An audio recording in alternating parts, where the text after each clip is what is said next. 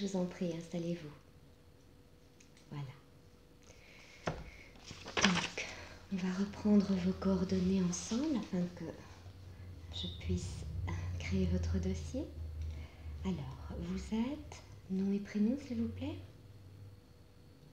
Oui.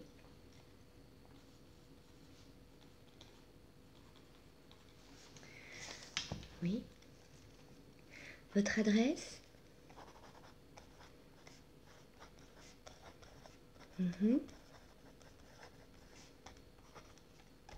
Code postal?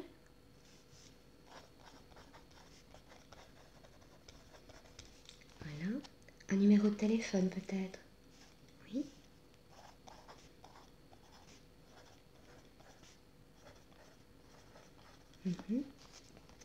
Voilà une adresse email éventuellement? Oui. Arrobase, oui. Voilà. Alors, ça c'est déjà bon, un bon point. Voilà. Donc, alors, qu'est-ce qui ne va pas? Vous êtes venu me voir pourquoi? Oui. Surtout au point de vue du travail, d'accord? D'accord. Vous êtes marié? Vous avez des enfants?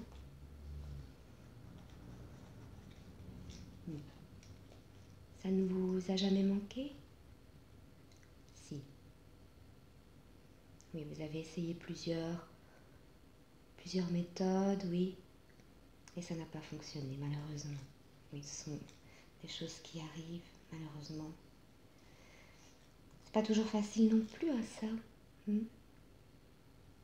Et dans la vie de tous les jours, avec votre famille, votre mari, vos parents, tout se passe bien?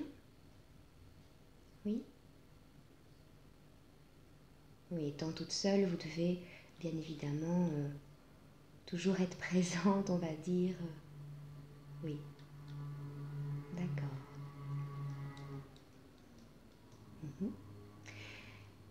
Et donc, vous êtes en arrêt de travail pour l'instant? Oui. Depuis combien de temps? Oui. C'est normal, hein? C'est normal. Donc, comme je vois, vous avez vu mon confrère et vous avez passé un test psychologique approfondi. Il m'a envoyé les résultats, en effet. Et voilà, ce qu'il en ressort, c'est que vous êtes fatigué, en fait. On appelle ça un burn-out professionnel. J'aimerais bien que vous me parliez un petit peu de votre travail, s'il vous plaît.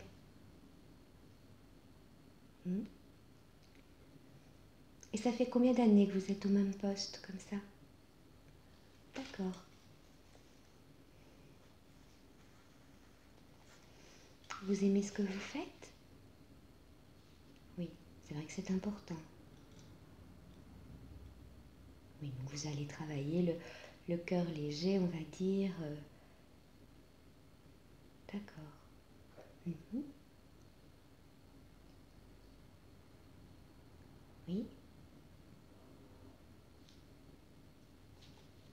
Ok, donc d'après ce que vous m'expliquez, vous êtes arrivé assez jeune hein, donc sur votre lieu de travail.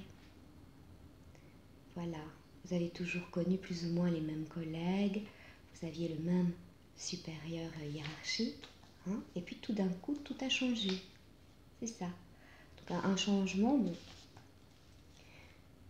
quand même assez important, parce que vous avez donc une de vos collègues assez proches qui s'en va ailleurs, et par la même occasion, votre supérieur est remplacé par quelqu'un d'un peu moins attentionné, comme je peux comprendre. Oui. Et oui, malheureusement, c'est pas toujours des supérieurs, je veux dire, attentionnés à leurs membres du personnel, et c'est là que nous avons de plus en plus de supérieurs justement qui ne voient qu'une chose, c'est travail, travail, travail, rentabilité, rentabilité. Oui, c'est ça le problème. Oui, mais vous êtes volontaire, oui, d'accord. Peut-être un peu trop. Il faut un juste milieu aussi. Hein. D'accord. Et donc, vous vous êtes aperçu que ça n'allait pas à quel moment?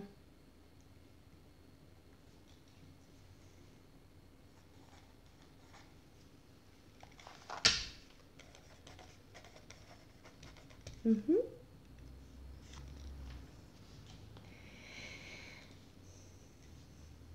D'accord.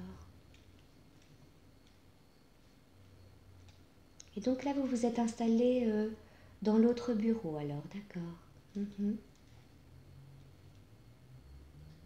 Vous avez vraiment changé, les fonctions ont changé, vos attributions ont changé, oui. Mais vous aimez quand même ce que vous faites. Moins, oui. C'est vrai que vous aviez beaucoup de contacts apparemment dans le premier travail que vous effectuez, donc vous aviez beaucoup de contacts avec les gens. Voilà, vous n'étiez pas enfermé, confiné comme ça dans un bureau. Et là, tout d'un coup, vous vous retrouvez un peu isolé, comme je peux comprendre. Hein. Ce n'est plus du tout le même travail, c'est plus, voilà, ordinateur, ordinateur, concentration, concentration, oui, oui. C'est un changement, hein, c'est un changement en effet. Et ça demande, voilà, beaucoup de concentration, oui. C'est épuisant en effet, c'est une fatigue, oui.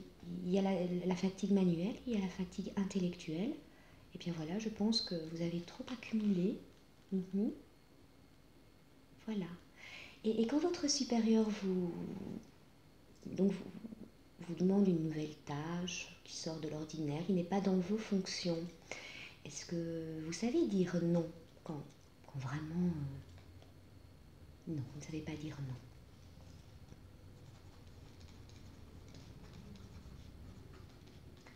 C'est un problème aussi parce qu'alors, euh, c'est un peu vicieux hein, comme attitude, si je puis dire, mais euh, on demandera toujours à la personne qui dit oui, on en demandera toujours davantage. Pardon. Et si vous ne savez pas dire non, là, c'est embarrassant. Je sais que c'est vicieux, hein. Oui, il y en a d'autres, c'est ça, c'est ça. Il y en a d'autres à qui on ne demandera jamais rien, en effet. Oui, oui. Mais vous, on vous charge, on vous épuise, hein. Mhm, c'est ça. Oui. Et donc, au point de vue personnel, qu'en pense votre famille?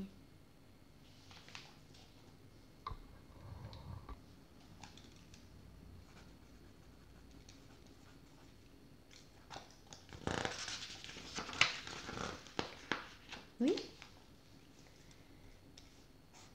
Ils ont vu un changement dans votre attitude, oui. Vous êtes plus agressive peut-être, c'est ça. Mm.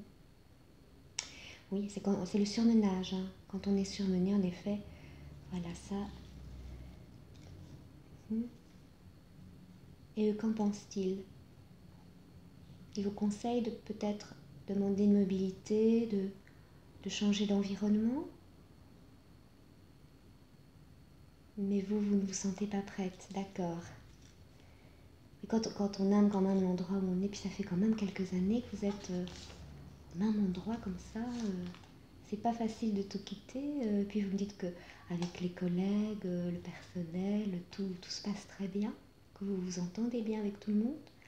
Donc voilà, je pense que, comme je peux comprendre, votre supérieur n'est pas quelqu'un de mauvais ou quelqu'un de méchant, mais il ne voit pas que vous êtes en difficulté en fait depuis un moment. Parce qu'un burn-out, ça ne s'attrape pas comme ça. Hein. Le burn-out, il s'installe tout doucement, tout doucement. Et vous traînez peut-être ça depuis déjà quelques années, que vous ne vous en souciez même pas. Donc en fait, il va falloir travailler sur votre confiance en vous, déjà pour commencer. Donc ça, je vais vous donner les coordonnées d'un confrère. Parce que la confiance en soi, c'est très important. Et il ne faut pas avoir peur de dire non. Bon, nous ne sommes pas des machines, nous ne sommes pas des robots. Hein. Voilà, nous sommes des êtres humains, un cerveau, 2 bras. Donc, voilà.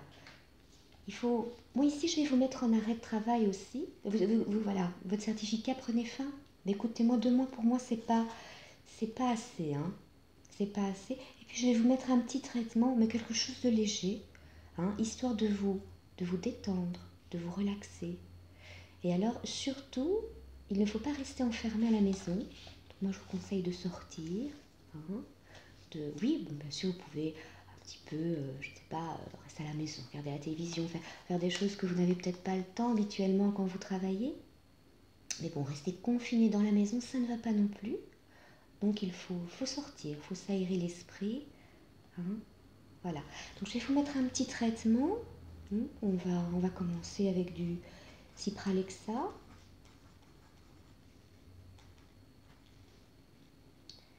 10 mg. Voilà. On va commencer avec ça. Et vous allez prendre donc 1,5 comprimé par jour. Pour commencer. Puis on verra. Et puis quand vous vous sentirez beaucoup mieux, il n'y a pas de souci. Progressivement, on diminuera le traitement. D'accord? Voilà. Est-ce que depuis votre arrêt de travail, avez-vous eu des contacts avec votre supérieur, avec vos collègues?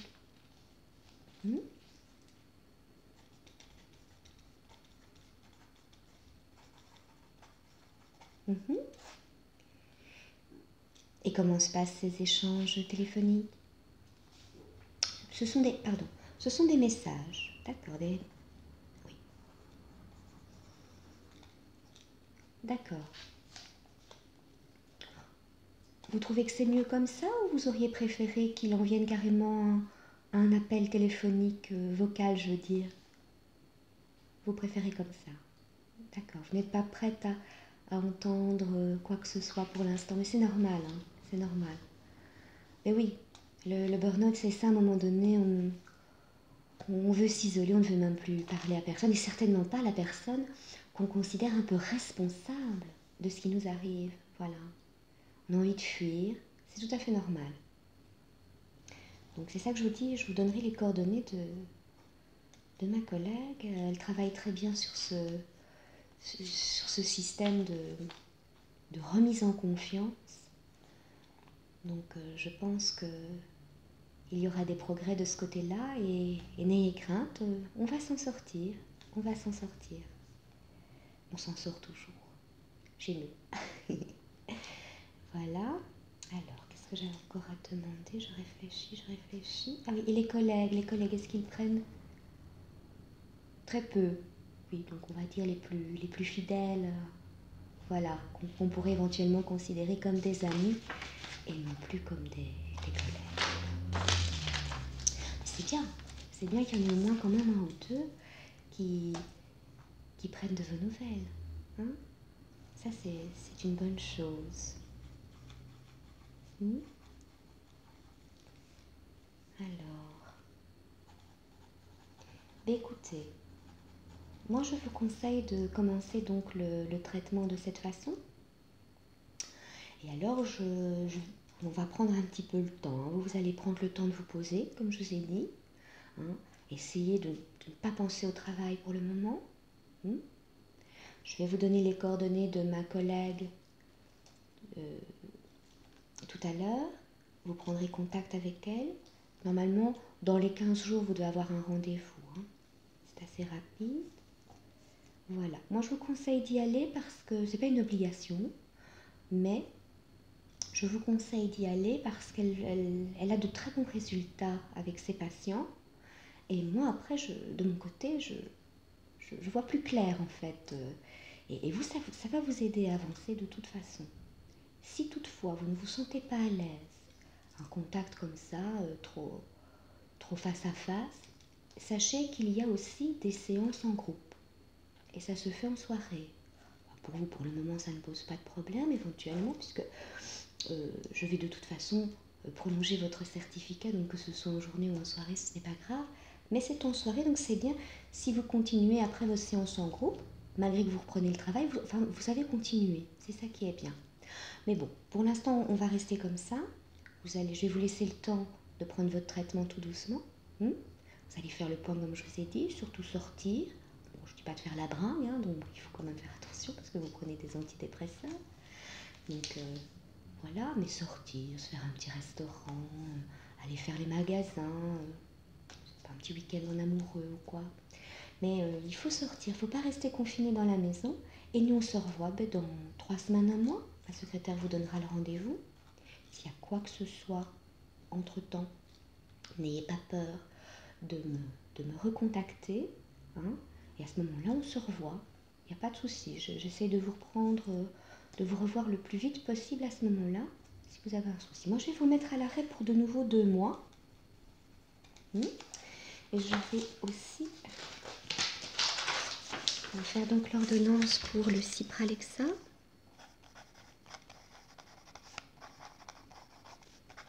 Voilà, donc 10 mg, comme j'ai dit, un comprimé et demi par jour. Donc ça se prend en matin, d'accord? Voilà. Voilà, vous pourrez reprendre l'ordonnance. Comme je vous ai dit, vous voyez ma secrétaire, on reprend rendez-vous pour dans 3 semaines, un mois. Voilà. Sinon, à côté de ça, vous pouvez aussi faire des petites séances de relaxation, éventuellement des petites séances sur hypnose. Ça fonctionne aussi pour la détente. La détente, et c'est important parce qu'un burn-out, en fait, on ne se rend pas compte parce qu'on est un peu au ralenti, mais finalement, on est très stressé à l'intérieur, donc c'est bien aussi de faire un peu de relaxation, de détente. Voilà. Mais écoutez, je vous souhaite beaucoup de courage, hein. Je sais que ça va aller. Moi, j'ai confiance en vous, donc essayez d'avoir confiance en vous également. Et on se revoit bientôt. Voilà. Une bonne journée. Au revoir.